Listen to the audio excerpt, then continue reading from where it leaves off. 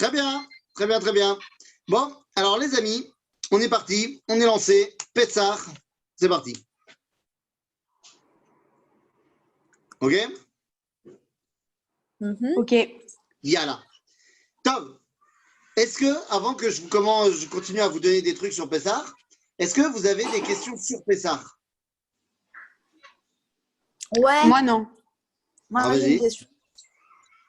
Je comprends pas un truc que j'ai ouvert avant Pessah, mais que battoir, j'ai pas mis de remettre dedans. Pourquoi je dois le jeter? Enfin, pourquoi je dois le vendre?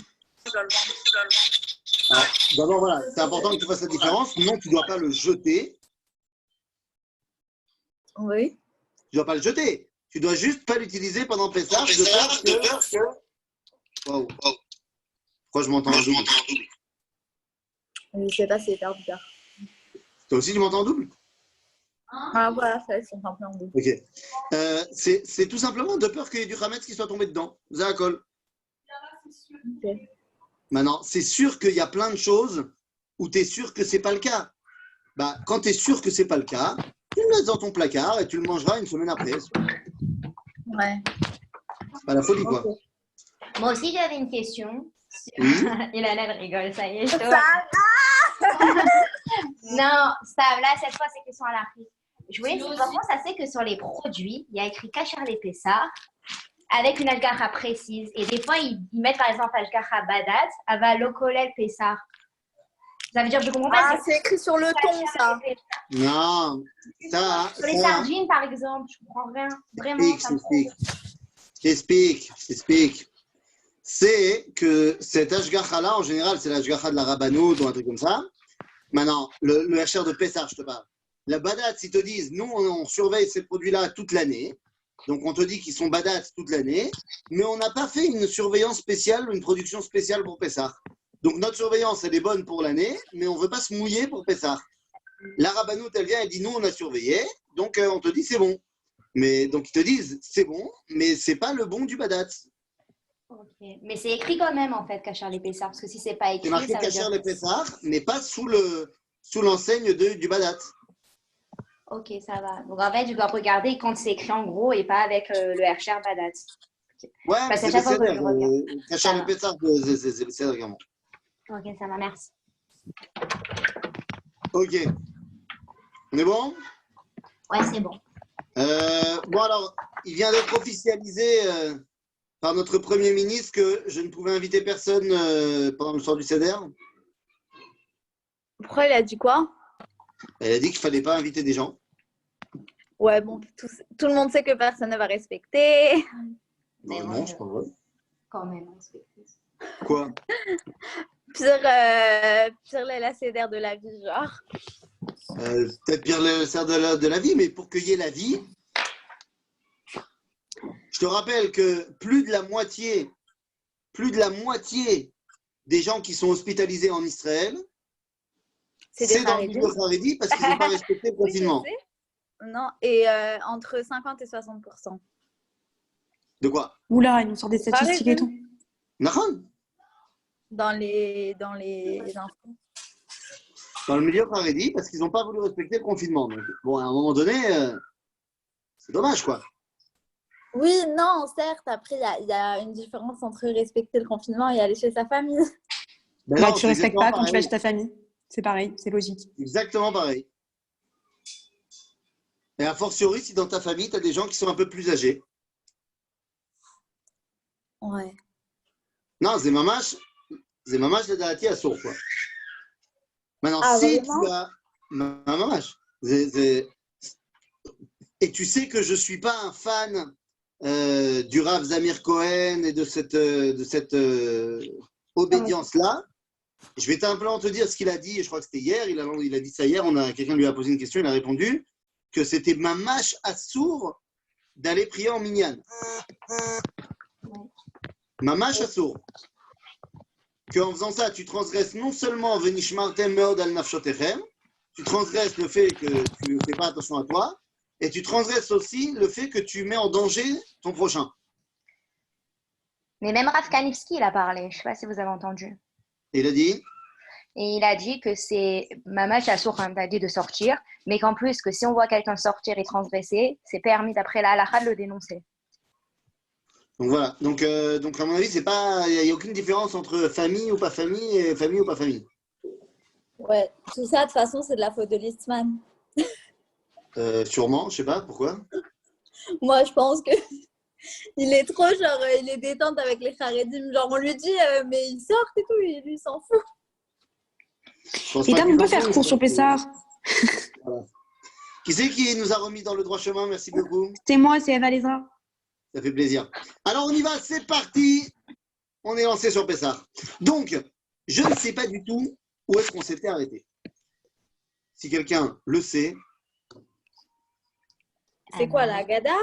Ouais. C'était la Haggadah. On avait fait les Rabbanim qui s'assoient jusqu'à et on avait fait.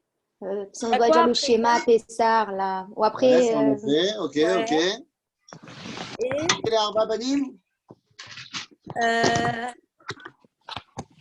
Non, on va non, on avait dit. Bien là. Alors c'est parti. Donc, Keneged Arba Banim Dibra Torah. Ok? Ouais, ça, Bien on là. l'a fait. Alors, vous connaissez les Arba Banim, évidemment, chez Kenegdam Dibra Torah. Je voudrais qu'on se mette bien d'accord que ces Arba Banim, à aucun moment, il s'agit de Yeladim. C'est-à-dire que quand tu regardes les Haggadot dessinées, les Haggadot avec des illustrations, les Arba Banim, tu vois toujours qu'il s'agit de gosses.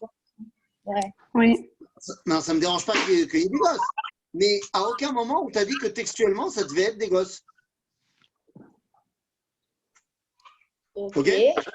Donc, il va falloir qu'on... Hein? Ça fait enfant, quoi. Banim, ça fait enfant. Non, Banim, c'est des fils.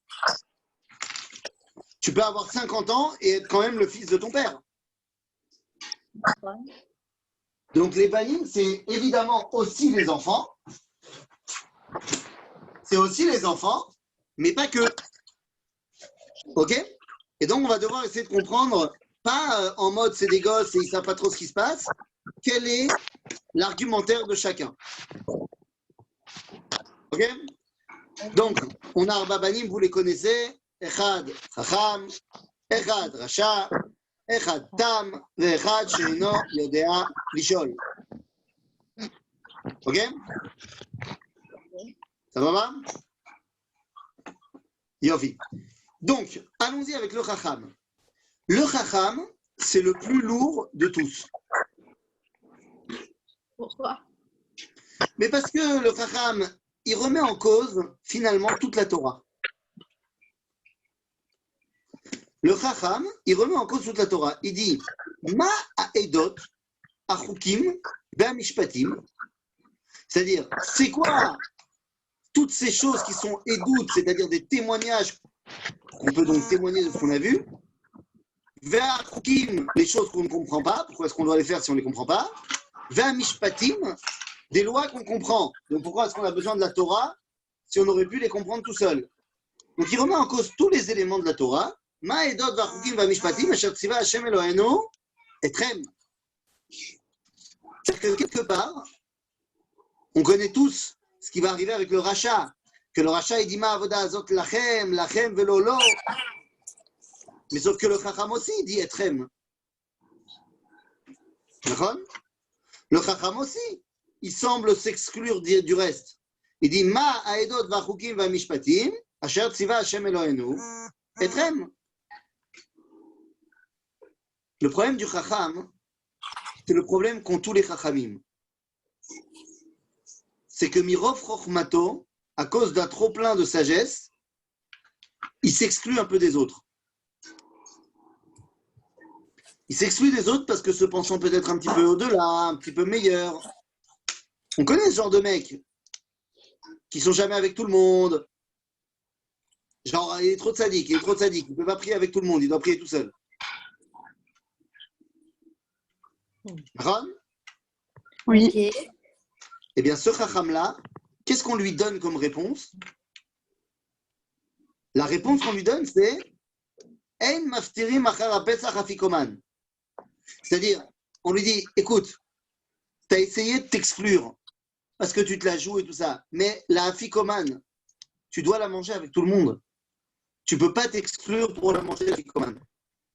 La afikoman, c'est-à-dire le korban Pessah, tu n'as pas le droit de le sortir de la maison où tu es. Tu es obligé de le manger avec tout le monde.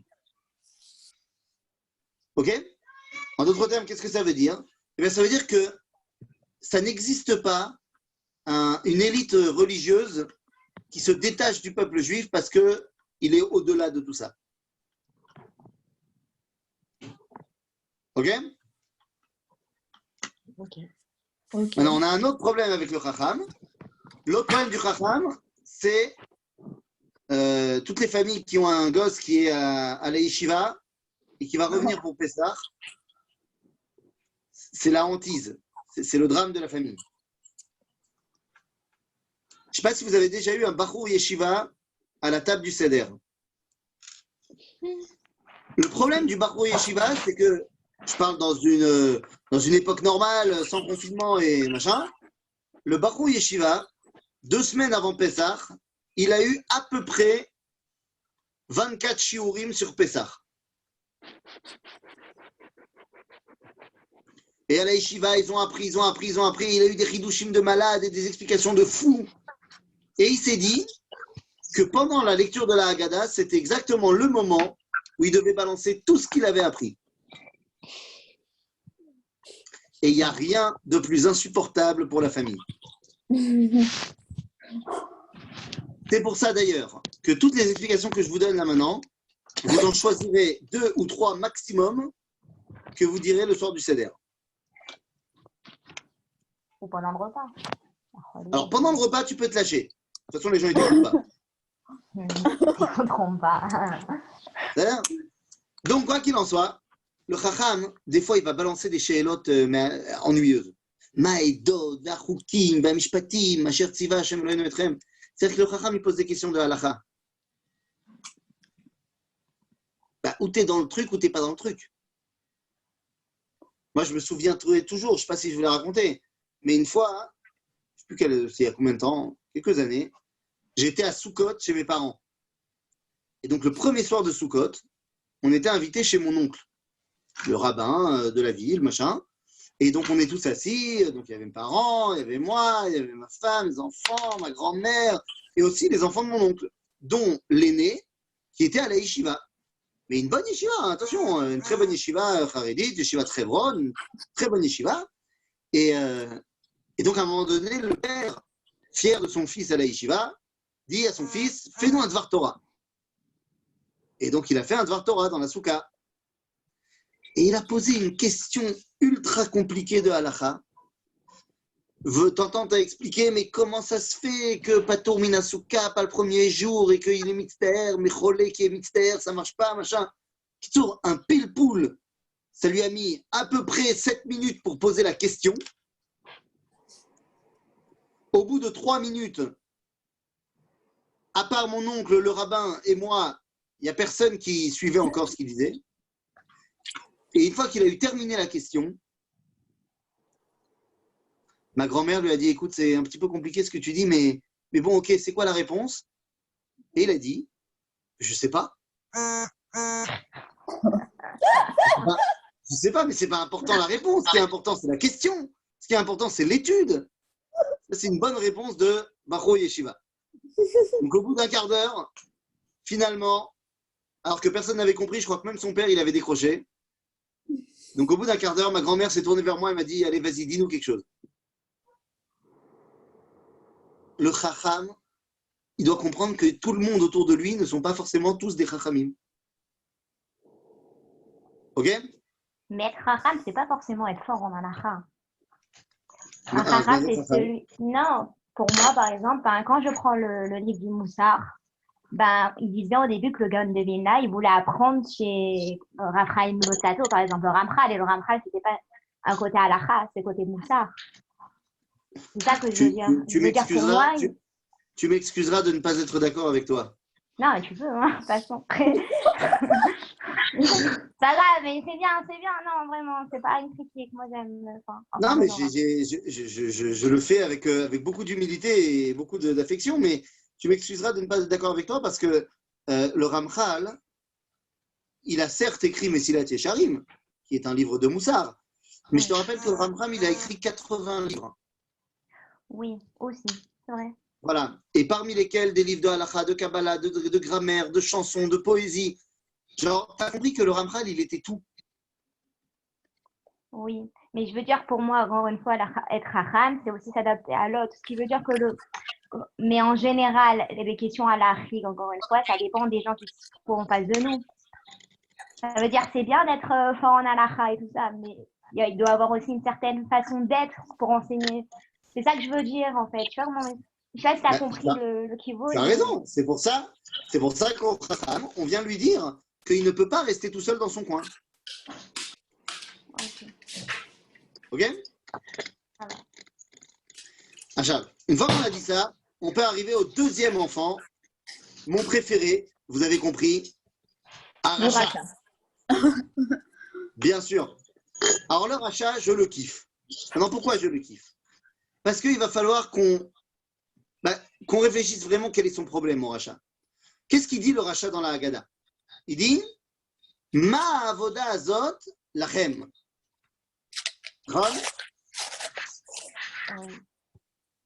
Ma avoda azot lachem. Maintenant, quand il dit ça, ma avoda azot lachem, la Haggadah tout de suite elle répond, elle dit lachem velolo.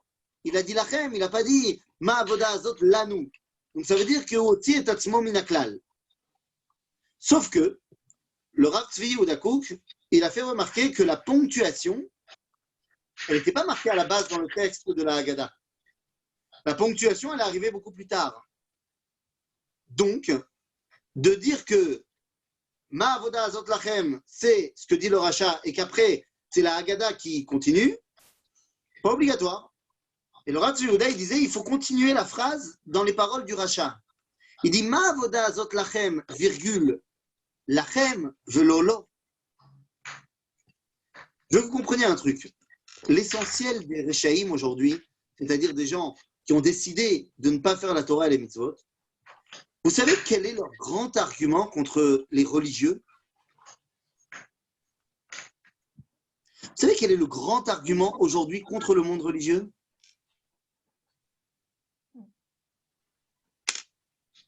Le grand argument, c'est que c'est pas honnête. C'est pas émettre plus que honnête.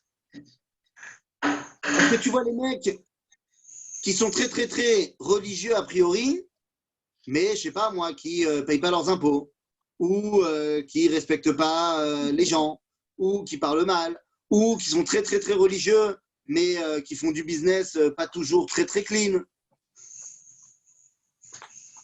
Si tu veux, le problème que plein de gens abordent quand ils amènent la raison pour laquelle ils font pas la Torah, c'est que finalement, la Torah, la relation à Dieu, elle nous permet de faire des choses pour notre kiff personnel, quoi. Viens pas me la jouer, t'es un religieux. Et c'est exactement ce que dit le Racha. Il dit, ma avoda azot lachem. De quelle avoda on parle?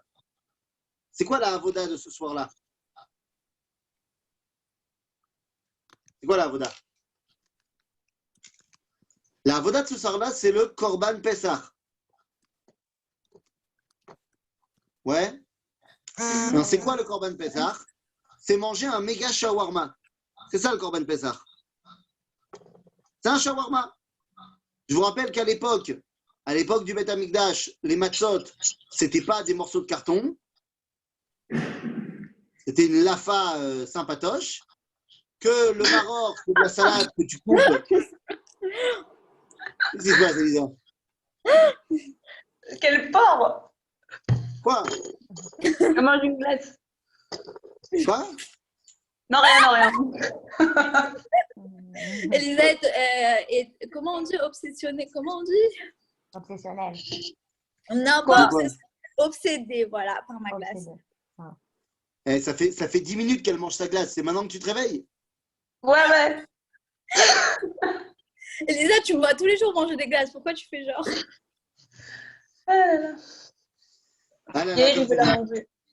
Bon, quoi qu'il en soit, donc vas-y. La avoda, c'est le Korban Pessah. Seulement à l'époque du Beth Amikdash, on se faisait un vrai kiff. Parce que c'était comment qu'on mangeait le korban? Le korban, c'est un shawarma. Dans le shawarma, enfin, le shawarma, tu le mets sur le matzot, qui à l'époque, c'était des lafot. Certes, pas chametz, mais beaucoup plus tendre que les matzot en carton qu'on a aujourd'hui. Tu mettais un peu dedans de sauce, qui s'appelle le charosette, pas de la pâte comme on mange aujourd'hui, et un peu de maror. Résultat des courses, tu avais un shawarma de folie. Et le rachat, il te dit, ma voda azot lachem. Lachem. Lolo. C'est-à-dire, me dis pas que tu es en train de faire un truc pour Dieu. Tu te fais un kiff. Tu te fais un kiff, tu es en train de te manger un shawarma. Ça faisait besséder, moi aussi je mange des shawarma. Mais dis pas que c'est pour Dieu. Dis la vérité, c'est pour te faire un kiff. Et ça, c'est un vrai argument. À ça, qu'est-ce qu'on lui répond? On répond au rachat, Ata Tzodek. Ata Tzodek. Ba'avur ze, Asa Hashem li betzeti mitzrayim. Dieu veut que je kiffe. C'est ça mon rôle dans le monde, de kiffer. Donc oui, je fais une mitzvah, et cette mitzvah, elle me fait kiffer. Et c'est exactement pour ça que je fais la mitzvah. C'est-à-dire que, Nachon, il n'y a pas du tout de raison de se sentir, on va dire, mal à l'aise, parce que faire la Torah, ça me fait kiffer. Et ça me fait du bien, et c'est bénéfique pour moi. C'est exactement ça que Akadosh Baruch Hu, il veut. Tu parlais tout à l'heure du Ramchal. Le Ramchal pose la question dans le début du Messilat Yesharim. Est-ce que le boulot de l'homme dans ce monde, c'est de faire son devoir ou de kiffer? C'est quoi le rôle de l'homme dans ce monde? De kiffer en faisant son devoir. Mais les deux. Ouais. Alors, nous dit le Ramchal, le boulot de l'homme dans ce monde, c'est la sot chovato, de faire son devoir. Aval mai chovato, leitaneg al Hashem. C'est-à-dire, il faut qu'il fasse son devoir, mais son devoir, c'est de kiffer. C'est pas il doit faire son devoir en kiffant. Son devoir, c'est de kiffer. Ok? Donc en fait, le rachat, hein, tu lui dis arrête de t'exciter. Tu kiffes manger un shawarma, moi aussi. Eh bien, sache que kiffer, c'est avodat Hashem. Ok? Ok. Mais il aurait pu dire le rachat, ma avoda azot lanu. Après, lanu velolo. Après, il a dit lachem. Qui parle? Qui parle? Liora, c'est Liora. Ah, Liora, comment vas-tu? Ça va et toi? Alhamdoulilah. Alors, qu'est-ce que tu dis? Le rachat aurait pu Il dire aurait quoi? pu dire ma avoda azot lanu velolo. Après, il a dit Ah non, lachem. parce que tu as raison. Mais le rachat, il ne peut pas dire ça, parce que le rachat, il est honnête. Et il sait qu'à son époque, on ne mange pas le Korban Pessah. C'est-à-dire? C'est-à-dire qu'il dit Ma'avoda zot lachem, lachem qui mangeait le Korban Pessah. Anachnu lo. Donc, il mangeait pas, lui. Ben non, parce qu'il vit à une époque où on ne fait plus le Korban Pessah. Mais il parle de Alors, l'idéal. personne ne mange. Nachon. Donc il fait référence à l'idéal du judaïsme. Et il dit Ma'avoda zot lachem. Et maintenant, si tu veux ramener ça à plus qu'on disait tout à l'heure, c'est lui, il mange aussi un shawarma, mais il ne pense pas que c'est avoda. Donc quand il parle de avoda, il ne se met pas dedans. Le chidouche qu'on lui donne, c'est que le fait que tu kiffes en mangeant ton shawarma, c'est avoda. J'étais une fois comme ça avec Taglit, et j'ai demandé, pendant la journée, on a fait une journée à thème, j'ai dit la journée, j'ai dit au madrir, j'étais avec le madrir, il y avait un madrir avec moi qui fait dans Taglit, il y a le guide, et il y a deux madrichim. Maintenant, un des madrichim qui était avec moi dans le groupe, il n'était pas du tout religieux. Alors je lui ai dit, regarde, on va faire 2 journées à thème. Une journée à thème relige et une journée à thème pas relige. Maintenant, la journée à thème relige, c'est moi qui la gère, et la journée à thème pas relige, c'est toi qui la gères. Il me dit, ok. Donc, dans la journée à thème pas relige, qu'est-ce qu'il a fait à votre avis? Bon, il y avait le programme de la journée, le programme normal.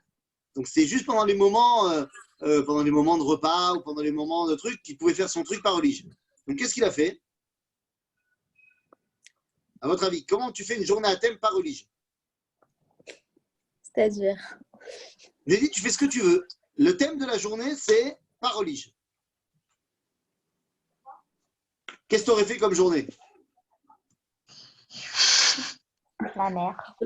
T'es à la Par piscine. La mer? Non, il ne peut pas faire le programme. Le programme de la journée, le programme des activités, machin, il est déjà fait, ça ne dépend pas de nous, quoi. Enfin, c'est fait en amont. Donc, c'est que, tu sais, pendant les temps libres, genre pendant les repas ou pendant le soir. C'était les moments qu'il avait pour faire sa journée à thème. Ah, une fête. Alors, il a fait une fête, exactement, le soir. Ah, mais Il a fait genre, une fête. fête en Grosse hiver. stuff, musique et tout, la folie. Cool. Mhm. Seulement, le problème, c'est que c'est quoi Alcool. les musiques qu'il a choisies? De quoi? C'est quoi les musiques? C'est quoi la musique qu'il a mis pour ouvrir Bah, sa folie? alcool. Il a pris le micro. Il a dit Tov, c'est ma journée à thème parolige. Alors, on va faire une méga fait une soirée de musique folie. Allez, c'est parti. Tout le monde enlève le t-shirt, c'est parti. Bon, le seul problème, c'est qu'on avait reçu la permission de l'hôtel de faire la soirée, mais que dehors et pas dedans. Donc, ok, pas de problème, c'était beau, c'était l'été, on est dehors. Mais que quand il a commencé à enlever son t-shirt, il a dit ah, c'est parti. T'as le vigile de l'hôtel qui a dit Slicha, yesh mishpachot po titlabesh. Il a dit excuse-moi, tu t'habilles. Bon, il était un peu dégoûté. Il a dit c'est pas grave, on va leur mettre une ambiance de ouf. Et donc il a mis la musique. Et c'est quoi la première musique qu'il nous met? Mishema min mefachen. Je lui ai dit t'étais censé être pas religieux, je comprends pas. Maintenant, dans la journée à thème religieux, j'ai demandé à chacun, j'ai distribué à chacun une feuille et un papier. Et je leur ai dit voilà, je veux que vous me marquiez tout au long de la journée, en fonction de ce qu'on va faire, toutes les fois où vous avez fait une mitzvah. Alors, à la fin de la journée, j'ai eu 2-3 mitzvot qui ont été notés. Genre, il y en a un qui a dit j'ai pas oublié de faire le Birkat Amazon après avoir mangé, ou un truc comme ça. Genre ils avaient fait 2-3 mitzvot, c'est tout. Et ma feuille, elle était remplie. Elle était remplie, pas de trucs que moi j'avais fait, hein. C'est des trucs qu'on a fait dans la journée.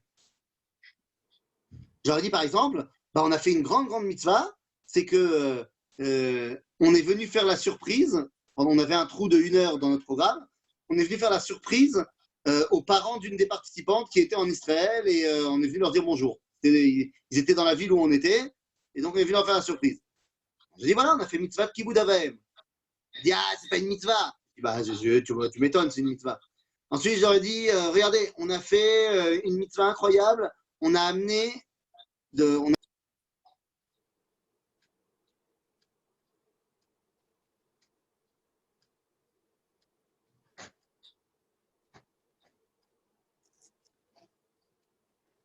Vous êtes là? T'as coupé le micro. Alors ouais. Donc, j'ai dit, on a fait une autre grande mitzvah. On avait fait du volontariat pendant la matinée. Donc, j'ai dit, voilà, on a fait une mitzvah de Tzedaka. Et comme ça, j'aurais passé sur plein de trucs. J'aurais dit, voilà, on a fait une mitzvah. On a fait 22 kilomètres aujourd'hui. On a fait 22 kilomètres en Eretz Israël. C'est mitzvah gdola. Et à chaque fois, je ramenais les sources dans les halachot, dans les mitzvot, dans les psukim, de c'est quoi la mitzvah qu'on a fait. Et les mecs, je leur dis, vous voyez, on a fait une vingtaine de mitzvot aujourd'hui, et vous ne saviez même pas que c'était des mitzvot. Et pourtant, c'était des mitzvot. Eh bien, c'est ça qu'on dit au rachat.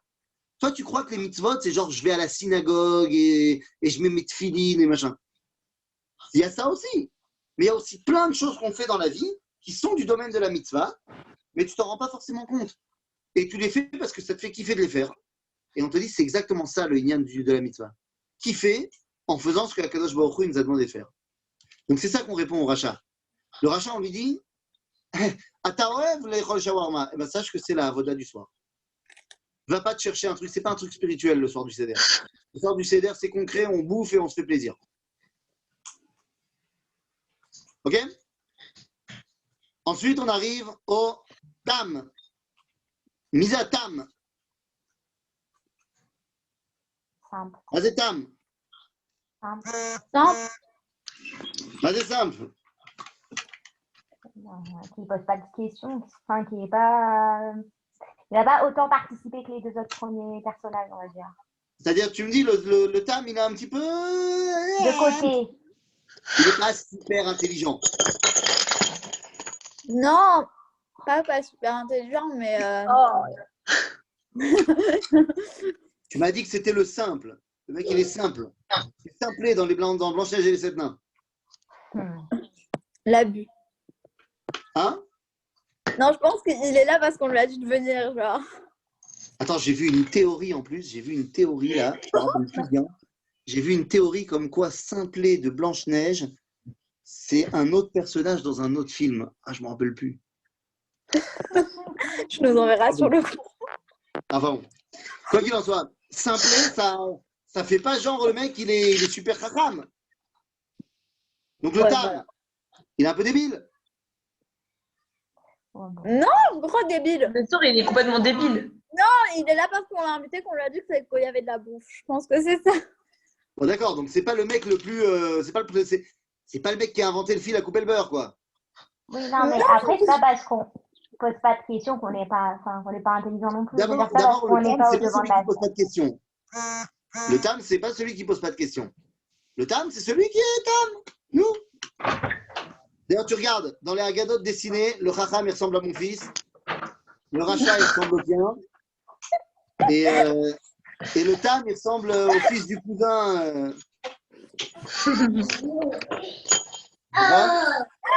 Wow. Ça, on va changer après. Bekitsour, la porte. Bekitsour, je pense que le Tam, c'est celui qui ne cherche pas la profondeur de Pessah. Dis-moi, Chirel, tu peux allumer ton appareil, qu'on te voit et parler?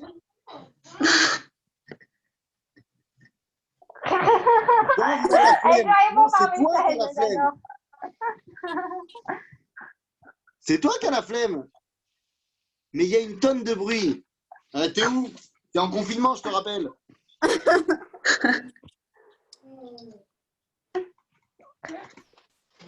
Ok, Oh, elle ne je répond vous plus. explique. Elle ne répond plus. Je suis là. Tu m'entends? Ah, je t'entends. Parce qu'on est à 6 là dans un 58 mètres carrés, il y a le ménage, c'est un petit peu compliqué quoi. Mais si tu entends, là, c'est très bien. C'est beau. Bon, tu dis qu'il a la Je flemme. dis qu'il a la flemme, genre il prend tout dans le pchat. Ça veut dire c'est comme ça, alors je mange la matzah, bah, c'est parce qu'on mangeait de la galette. Et je mange du maror parce qu'il y a qu'on mange du maror et parce que c'est sympa et c'est tout. Qui va pas chercher l'explication de chaque chose. D'accord. Alors maintenant, les amis, que les choses soient bien claires. Je ne sais pas comment vous allez vous arranger avec Yaakov Avinu, parce que vous venez de le traiter de débile.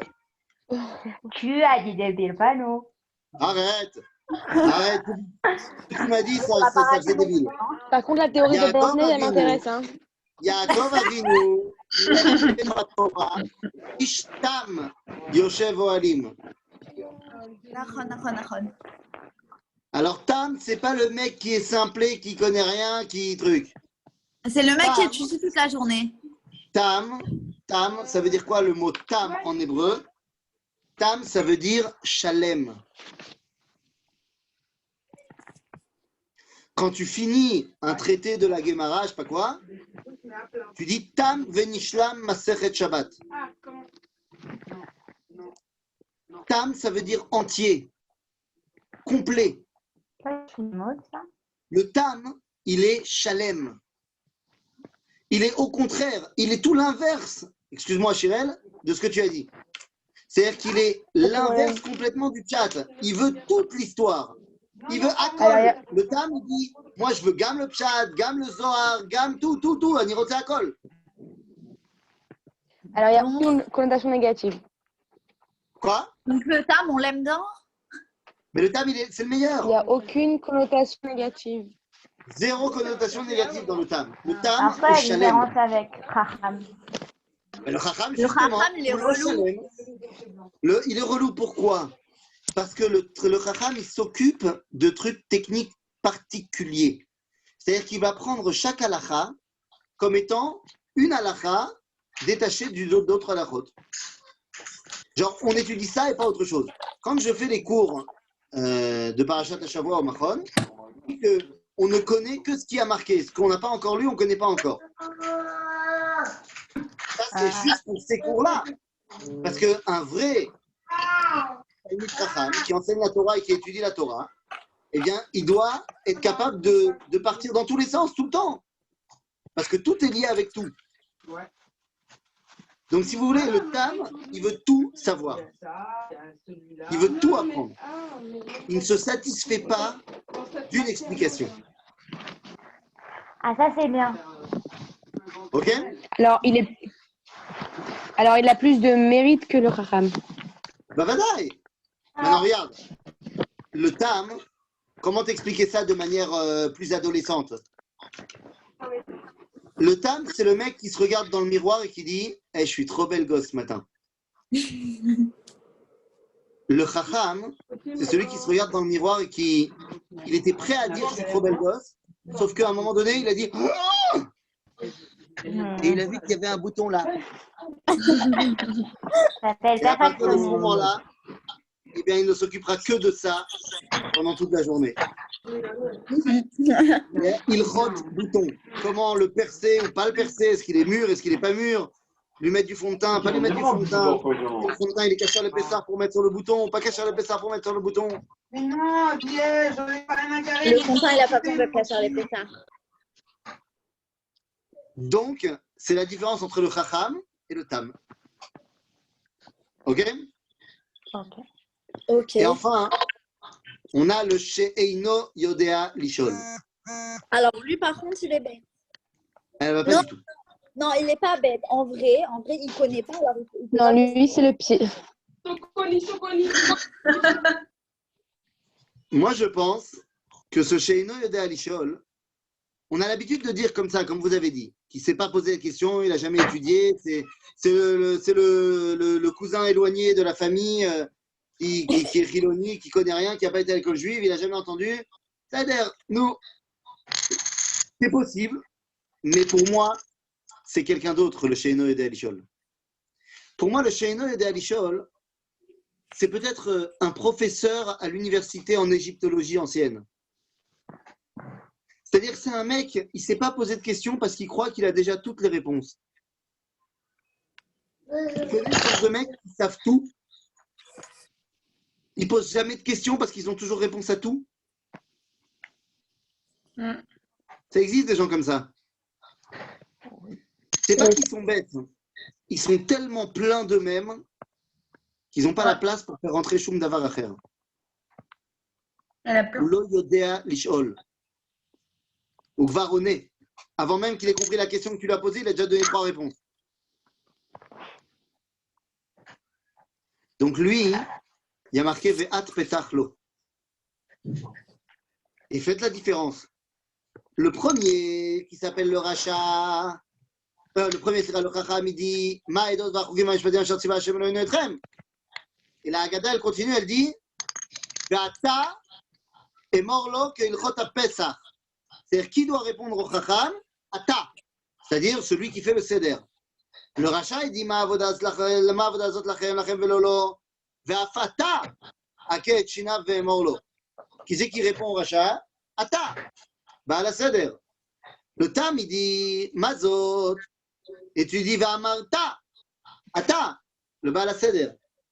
Alors que le she'eino yodea lishol, qui c'est qui répond? Vous avez le texte de la Haggadah? Non, pas à côté. Bravo, hein? Non, mais il n'y a pas de Racha. Hein? C'est le Racha. Je réponds. Non, le she'eino yodea lishol, il y a marqué le she'eino yodea lishol, at petachlo. C'est du féminin. C'est les 3 autres, c'est du masculin qui lui répond. C'est le Baal Haggadah, celui qui fait le Seder à la maison. Mais là, pour le dernier, on dit Ve'at petachlo. Lo ve'ata.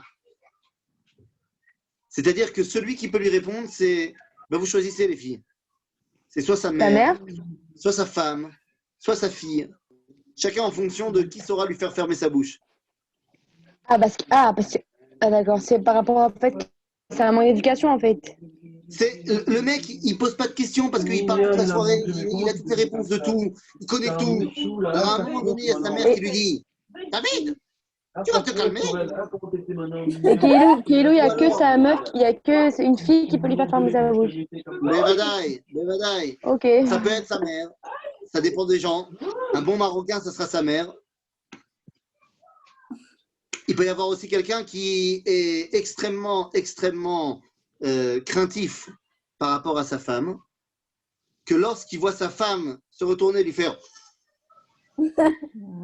il sait qu'il va passer une mauvaise soirée. Et tu as d'autres personnes, par exemple comme moi, qui lorsque sa fille vient le voir et dire je te plaît, papa, arrête. Az Ifshar était obligé d'arrêter. En d'autres termes, le Sheino et Alishol, le seul qui peut le ramener, c'est celui qui le connaît le mieux. Et qui peut lui dire oh, vas-y, descends d'un étage. Je te connais bien.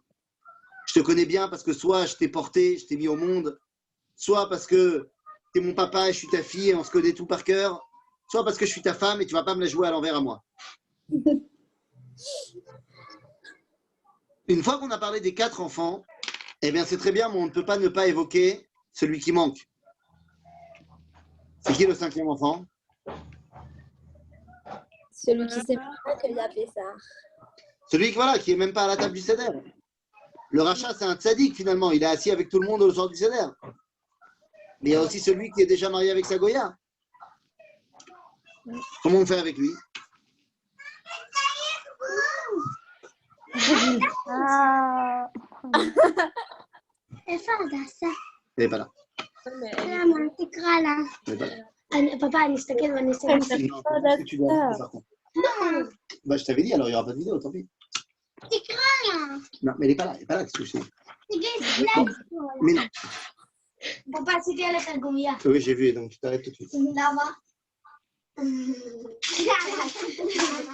Allez, allez. Mais Kitsour, c'est qui notre 5e enfant?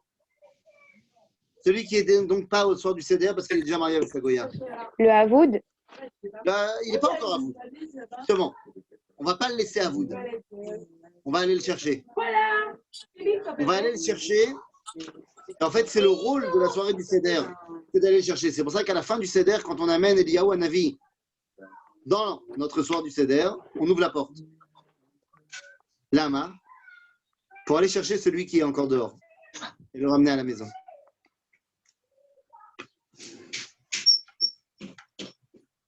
Ça va? Ok, Ok. ça va. Alors